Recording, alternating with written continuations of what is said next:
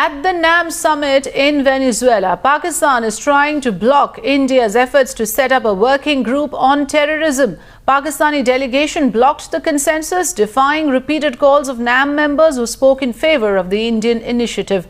Pakistan was the only country in the summit to speak against the Indian proposal.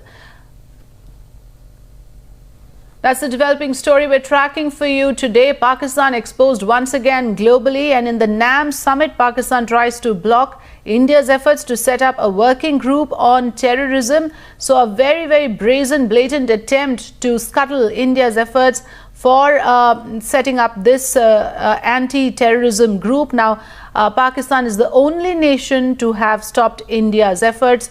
And of course, the country remains exposed globally with these provocative measures that it is taking. Even at global platforms now, Pakistan openly defies calls for an anti-terror group.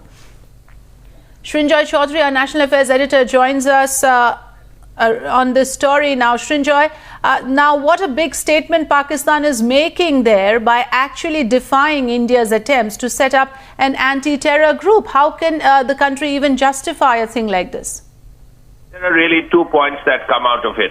The first, of course, is that every country in the world virtually supports India as far as terrorism is concerned. The other point is that Pakistan stands completely isolated on the terror front.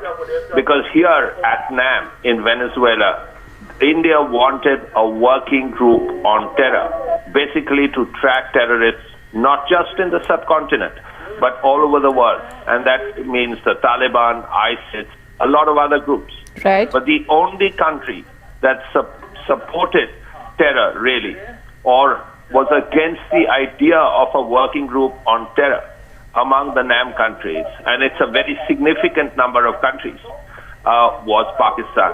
Now, why this happened is not clear, but the Pakistani representative, Tasneem Aslam, very vocally and actively proposed that there should be no contact group on terror. And therefore, Pakistan was completely isolated. Unfortunately, there is no contact group, but it is once more evidence that Pakistan supports terror, and Pakistan fears that if there is another contact group on terror, Pakistan would once more be isolated, because Pakistan's game of using terror as state policy will be shown to the world once more.